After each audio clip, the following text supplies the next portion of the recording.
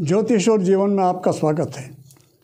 इस वीडियो में हम आज दिनांक 12 मई को प्रातः 4:30 बजे लगभग शनि के वक्री होने के जो 30 सितंबर 5:30 बजे तक वक्री रहेंगे और आने वाली 14 मई को प्रातः सवेरे करीब 5:15 बजे देवगुरु बृहस्पति के वक्री होने के जो 13 सितंबर दिन में लगभग 3:15 बजे तक वक्री रहेंगे। इनके वक्रत्व काल के तुला राशि से लेकर के मीन राशि पर्यंत शुभाशुभ जो फल हैं उनकी संक्षिप्त में चर्चा करते हैं। तुला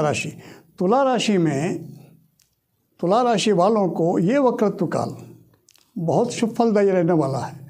उनके चतुर्थ स्थान में ये युति बन रही है और 7वीं पूर्ण दृष्टि उनके दशम स्थान पर दोनों की, गुरु की और शनि की दोनों के पड़ने वाली है। तो अब तक जो कुछ वो करना चाहते हैं, कोई भी ऐसा काम जिनसे वो चाहते हैं इससे मुझे नाम यश ख्याति मिलेगी, इससे मेरे जीवन में शुभ परिवर्तन आएगा, ऐसा कोई भी काम यदि उनके करने की अब तक आकांक्षा रही है तो इन्हें उस काम को अपनी पूरी क्षमता से करना चाहिए। दूसरा, उनकी गुरु की पूर्ण पंचम दृष्टि उनके अष्टम स्थान पे पड़ेगी। तो जो कुछ भी नया सोचना चाहते हैं और एक आध्यात्म साधना के क्षेत्र में, इसमें भी उन्हें अच्छी सफलता मिलने वाली है। गुरु की नवम दृष्टि द्वादश स्थान पे पड़ेगी, उसकी वजह से उनको किसी तरह के नुकसान की, खर्च की कोई परेशानी आने वाली नहीं है।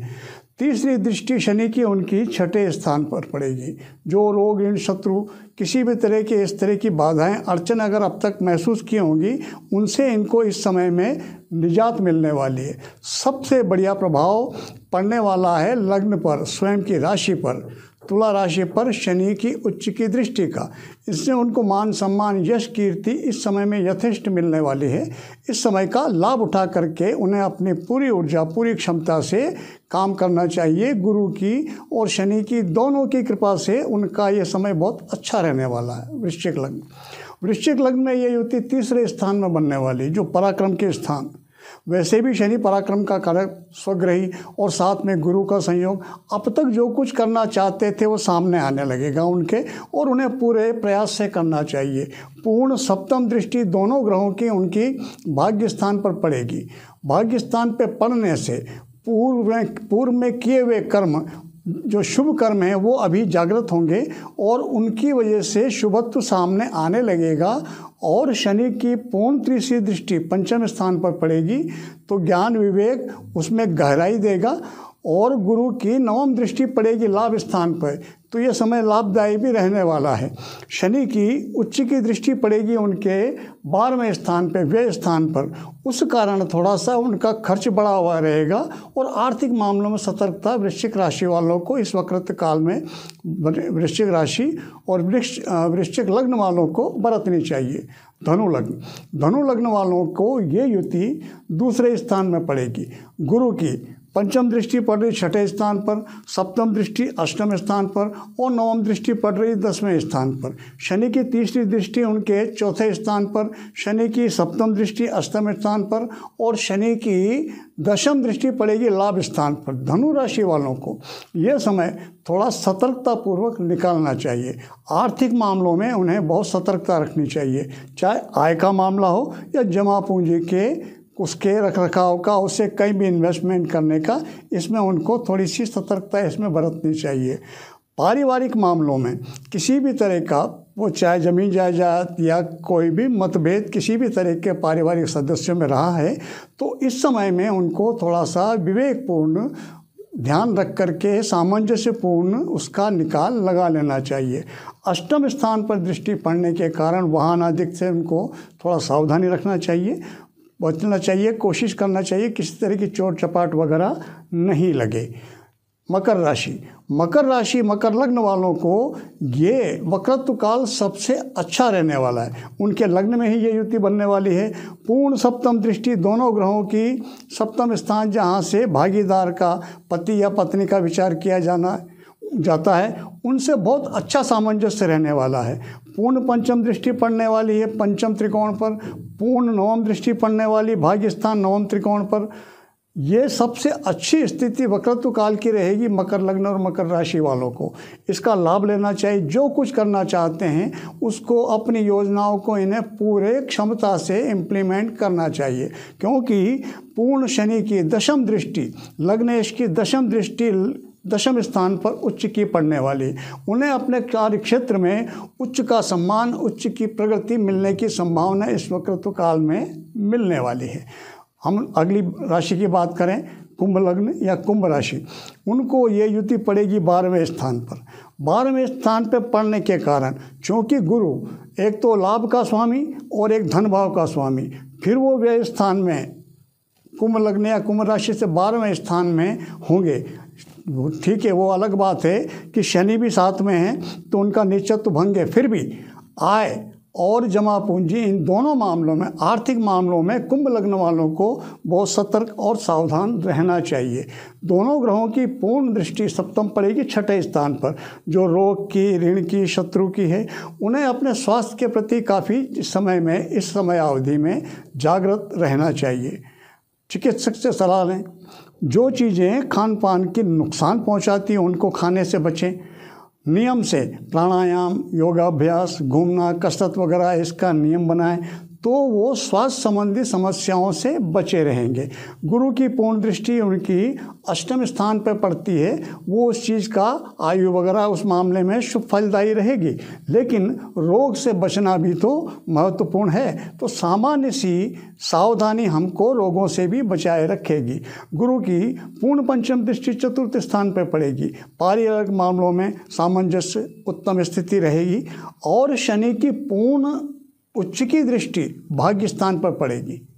ये इन कुंभ राशि वालों को बहुत अच्छा फल देने वाली है। आने वाले समय में पिछले पूर्व में किए हुए शुभ कर्मों के फल स्पष्ट रूप से सामने नज़र आने लगेंगे। तो अभी इस समय में भी जितना हो सके प्रयास करके इनको कुछ इस टाइप का दान पुण्य, जिसे हम गुप्त दान कहते हैं, ज़रूरतमंदों की सहायता बिना किसी की नज़र में डाले यदि हम करते हैं तो उसके बहुत अच्छे परिणाम हमको आने वाले समय में देखने मिलेंगे।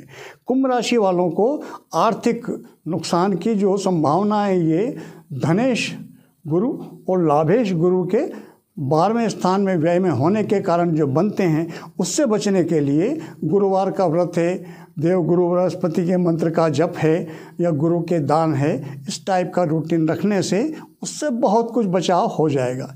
अंतिम चक्र की राशि चक्र की अंतिम राशि है मीन राशि।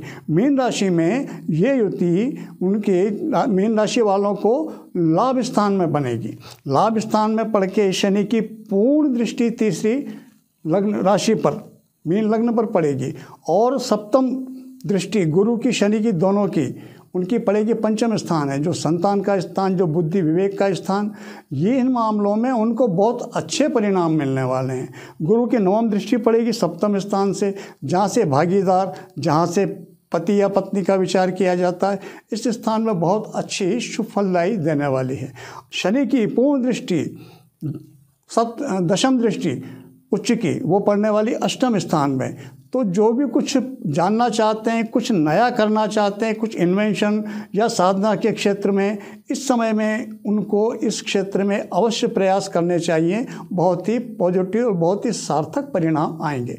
मेष से लेकर के और मीन राशि पर्यंत ये जो वक्रत्व काल है, जन सामान्य में जिस तरह की धारणा बनी रहती है कि वक्री के नाम से वक्र होगा तो वक्री यानी उल्टा, तो मतलब सब कुछ उल्टा पुल्टा कर देगा, ऐसा होता भी है।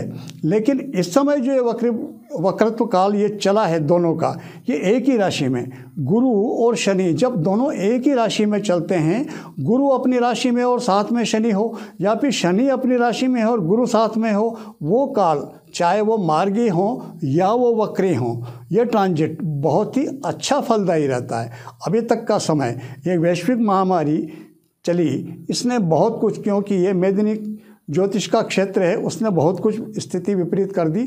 अब इसमें बहुत कुछ सुधार की पोजीशन धीरे धीरे बनने लगेगी। सामान्य रूप से देखा जाए तो मेष से लेकर के मीन तक 12 ही राशियों को कोई विशेष किसी तरह का ज़्यादा भारी नुकसान की पोजीशन नहीं बनती। जन्म कुंडलियों में यदि गुरु की शनि की पोजीशन जिनकी कुंडली में बहुत अच्छी है उन्हें बहुत अच्छे परिणाम मिलेंगे। जिनकी कुंडलियों में जन्मस्थ शनि की और गुरु की पोजीशन थोड़ी कमज़ोर है उन्हें थोड़े से कम मिलेंगे। और विशेष करके कुंभ राशि कुंभ लग्न वालों को गुरु की साधना का विशेष क्रम रखना चाहिए और गुरु और शनि इन दोनों की उपासना का सभी राशि वालों को रखना चाहिए। ये वो रखते हैं तो ये क्रम ये समय वक्रत्व काल का 12 ही राशियों वालों के लिए बहुत ही अच्छे और सार्थक फल देने वाले हैं। 12 राशि वाले ये महसूस करेंगे, उनको ये आ जाएगा। केवल दृष्टि रखने की बात है, जो कुछ किया है वो सामने आएगा। अगर हमें लगे महसूस करें कि हमसे गलत हुआ, हमें उसका प्रायश्चित करना चाहिए और हमें सोचना चाहिए ये गलती मुझसे भी अब नहीं होगी। ये धारणा जैसे ही बनती है ये आगे आने वाले जीवन को बहुत ही सार्थक स्वरूप दे देगी। यही वक्रत्व काल का शनि ये करने वाले हैं। न्यायाधीश हैं वो। अभी तक तो न्यायाधीश के 2 स्वरूप होते हैं, 2 कार्य कर सकते हैं। जब वो कठोर हो तो कठोर होने के बाद वो कठोरतम दंड दे सकते हैं, एक ये। और थोड़ा जब वो रिलैक्स हो जाएं, जब शांति की स्थिति में चल जाएं तो थोड़ा समझा करके छोड़ भी सकते हैं। न्यायाधीश में दोनों बातें। तो न्यायाधीश की अभी तक की जो स्थिति थी वो बिल्कुल कठोरता की थी, लेकिन वक्री हुए हैं आज से। आज वो थोड़ा सा सम हो गए, सामंजस्य में हो गए। 12 राशि वालों को उनके जो कुछ उन्होंने पिछले समय में किए हैं एक एक करके वो सामने ला देंगे, इशारे से समझा देंगे। हमें इशारे से समझना चाहिए और जो परिवर्तन हम कर सकते हैं उसे करना चाहिए। परिणाम उसका ये निकलेगा कि जैसे ये वक्रत्व समाप्त होगा और ये दोनों ग्रह मार्गी होंगे, ये अपने सारे शुभ फलों को उन 12 राशि के जातकों को पूरी क्षमता से ताकत से देंगे। मैं इसी प्रार्थना के साथ ईश्वर से कि आप सबका ये वक्रत्व काल सबके लिए शुभ फलदायी हो और इस वक्रत्व काल के समाप्त होने के बाद ये दोनों ग्रह आपके साथ आपको विशेष लाभकारी सिद्ध हों। इसी ईश्वर के से इसी प्रार्थना के साथ मैं आपको नमन करता हूँ। प्रणाम।